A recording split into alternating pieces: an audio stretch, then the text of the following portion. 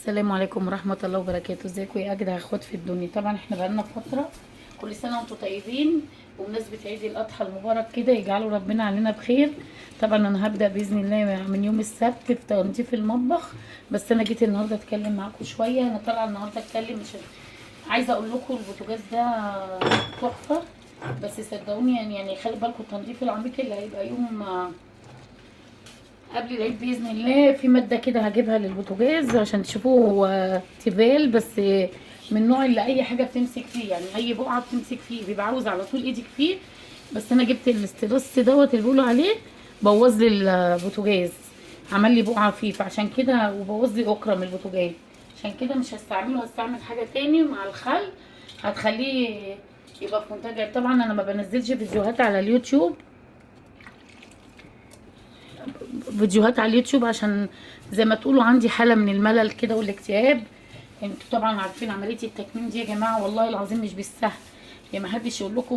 بصوا في هنا بقعة كده صفرة، دي جت من الاسترس اللي انا غسلت بيه. بس انا عايزة اقول لكم هجيب مادة يعني نضيفة من صبانة كده هوريها لكم، هتخلي كل البقعة دي تروح بإذن الله على قد ما اقدر يعني. بس انا دلوقتي بصبنه مؤقتا كده عشان هعمل الاكل عليه. انا عايزه اقول لكم انا بقالي ازيد من شهر ما وقفتش في المطبخ، يعني اكتريه اكلي بجيبه لهم جاهز لان انا مش قادره بجد فعلا اعمل حاجه. طبعا كل العيون دي هتتغسل الاسبوع ده باذن الله كده، هيبقى فيه تنظيف عميق. انا بلم كده بس وبصبن كده مؤقتا البوتاجاز عشان اعمل عليه الاكل. عايزه اقول لكم يا جماعه والله العظيم الواحد بجد فعلا في حاجات كتير قوي نفسه يعملها، بس انتوا اللي مش مشجعين الواحد. انا بنزل الفيديو واقول هيتشاف، ابص الاقي الفيديو مش متشاف نهائي. انتوا اللي خليتوني بعد ما صرفت على المطبخ واتدينت، وعايزه اقول لكم انا عملت ايه واستلفت وقد كده عشان خاطر ان انا اخلي المطبخ ان يتشاف.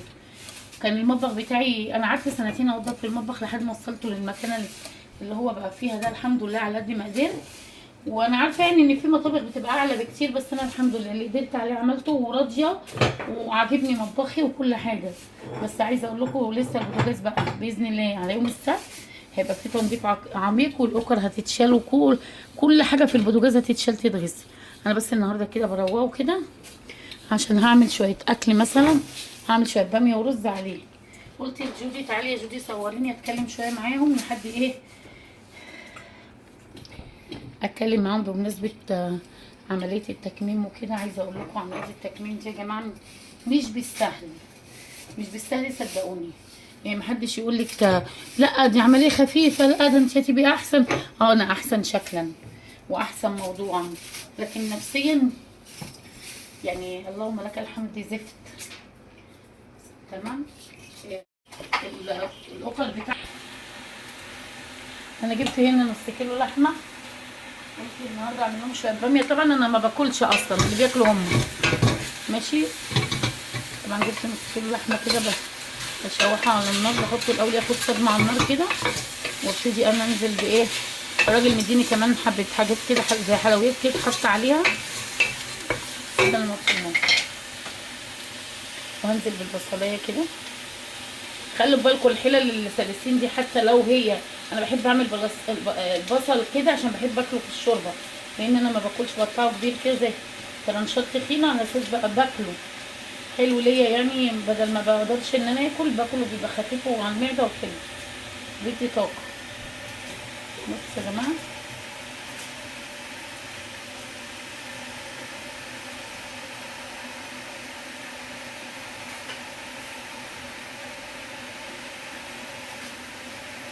لا حول ولا قوه الا بالله.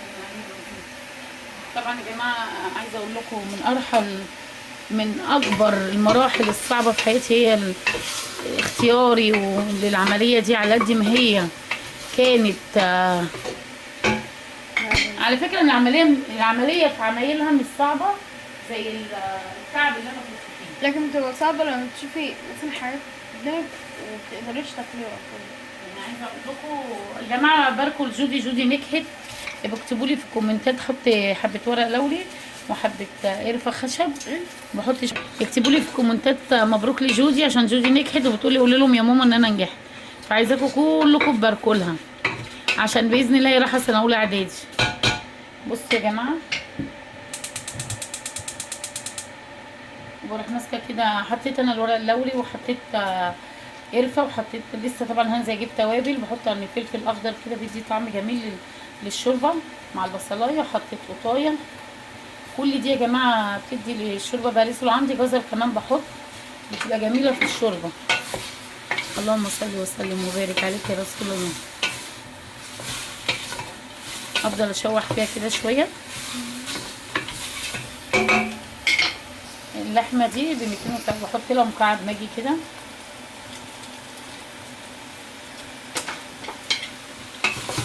اللهم صل وسلم وبارك عليك يا رسول الله. طبعا احنا هنجيب باذن الله اللحمه يوم برضك. انا كنت السنه اللي فاتت خدت الطب في البرنامج الثاني اللي انا كنت فيه، ورحت ذابحه بفلوس الطب كلها، ذبحت عجل لله.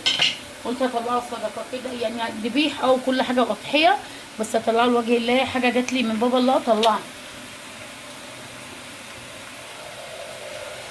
شوحنا كده اللحمه، فانزل كده بالميه اغليها كده عليها. انا دوبك بغطي ايه الميه باللحمه كده بس، بغطي الحله كده وسيبها ايه تغلي كلها في قلب بعض. وهعمل بقى احضر البصل الباميه، وهوريكم بقى دلوقتي بالليه وبالزيت اعملها ازاي. بس بصوا حطيت شويه ليا كده، كان نفسي اعمل لهم شويه باميه بليا، ببقى نفسي في الحاجه ما باكلهاش. بصوا هنا اولع على الباذنجان كده عشان اعمله. بسم الله الرحمن الرحيم. يا جماعه اللي عايز يعمل باذنجان ويطلع حلو، وطي النار عليه قوي وغطيه. بصوا طبعا انا مش انا بسيح كده اللي هي على النار، وبحط معاها حبه زيت، ما بعملهاش بسمنه بقى، بعملها بزيت. بصوا عايزه اقول لكم ريحه اللي هي بتبقى تحفه، بالذات مع الزيت ما بتدهننش، بتبقى حلوه. عشان انا عايزه اللحمه والباميه بعد ما اعملها خالص احطها في الطاجن وادخلها الفرن. بصوا يا جماعه، بصوا كده.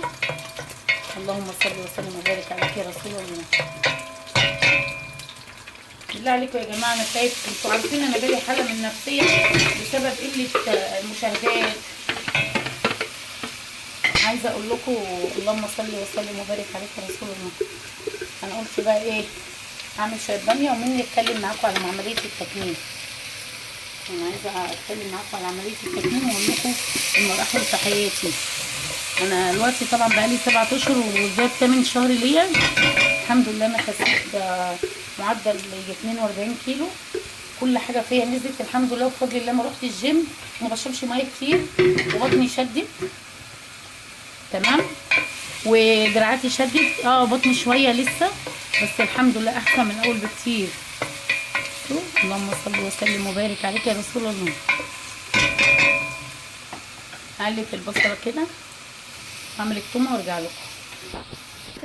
بصوا يا جماعه، انا عايزه اقول لكم قسما بالله مش بيغلوا اللحمه. انا اعرف واحد عند جامع فلفل اسمه احمد الجزار، اقسم بالله يا جماعه انا مش بعمل له دعايه، انا ساكنه في بشير طبعا. ما شاء الله. بصوا اللحمه، بصوا والله ما خدت ربع ساعه، والله اقل من ربع ساعه. بصوا اللحمه استوت ازاي، بصوا بقت زبده. هو قال لي خديها جربيها عشان لو جبتي منها في العيد. كان دوس صغير ب 250 جنيه يا جماعه اهي. بسم الله ما شاء الله. بصوا ناخدها كده احطها في الباميه قبل ما احط التومه. بصوا واداني، بصوا يا جماعه ما شاء الله نص كيلو والله العظيم اللحمه. بصوا كانها كده حته ملبسيه، ما خدتش ثواني على النار.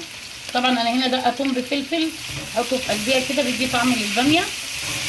بصوا بسم الله الرحمن الرحيم. فبعد كده احطها في طاجن بعد ما تخلص خالص، بس انا هعمل لها التسبيكه الاول تتسبك كلها. انا قلت اشوحها في قلب بعض.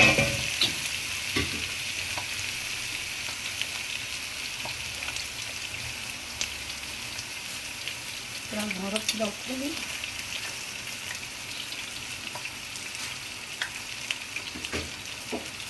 البتنجان لما تعمليه توطي عليه النار، طول ما النار وطي عليه البتنجانيه تطلع قلبها مستوي. طبعا دول خلصت، فعندي شويه كده احطهم لحد ايه ما اجي. اللهم صل وسلم وبارك على رسول الله.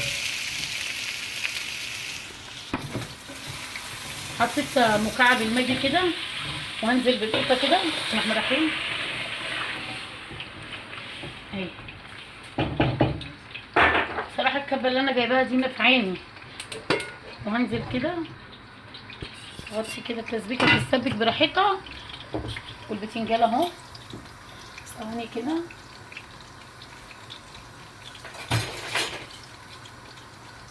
بس البتنجان النار هاديه عليه. بصوا طري ازاي. انا بسيبه بقى ما يستوي براحته كده، يبقى قلبه من جوه مستوي عشان ما يبقاش ايه ناشف ولا كلام ده. بطلعه طري كده كاني مرهم كده وانت بتعمليه اهو. سيب البتنجان يستوي كده وارجع لكم تاني. حطيت التومه تاني نيه بعد التسبيكه كده، وهي داخله على تسبيكه. حطيت نص كيلو باميه اهو معاها. بصوا بسم الله ما شاء الله شايفين. بصوا يا جماعه بالصلاه على الرسول والاستغفار. انا طبعا هسالهم لو هم عايزين نعملها لهم طاجن ولا خليها كده. فطبعا هي هسيبها كلها في قلب بعضها هتستوي مع بعض. وطبعا انا كنت قلبت البتنجان والفلفل خلاص اهو موطي عليه النار. هطلعه خلاص على كده واعمل ازاي. واروح انا عامله له هنا قوطه وفلفل وثوم وليمون. بسيب قشر ليمون جوه الليمون واروح حاشيه كده بسم الله الرحمن الرحيم. وحاطه القوطه على الوش. القوطه بتدي طعم جميل، بتبقى زي الدقه كده في قلبي. بصوا بسم الله ما شاء الله الباميه بصوا طالعه ازاي، واللحمه ما شاء الله الحته بحتتها ازاي ومهريه. مش عايزه اقول لكم بصوا اللحمه والله العظيم يا جماعه 250 جنيه سخنه مش قادره امسكها. عموم يعني اللحمه على العموم اللحمه بصوا دايبه بصوا عامله ازاي في ثواني. والبتنجان المخلل والرز. وده كان اكلنا النهارده. ويا ريت بقى بالله عليكم يعني تابعوني عشان انا والله العظيم يعني ما بقتش اطلع اعمل فيديوهات ولا حاجه. بقول كده بصور ومحدش بيتابعني. يا جماعه والله العظيم انتوا لو وقفتوا جنبي ربنا هيكرمكم في حياتكم عشان انتوا واقفين جنب واحده عامله مشروع لقمه عيش لعيالها. فانا طبعا بتمنى لكم كل خير واشوف وشكم بخير وكل سنه وانتم طيبين.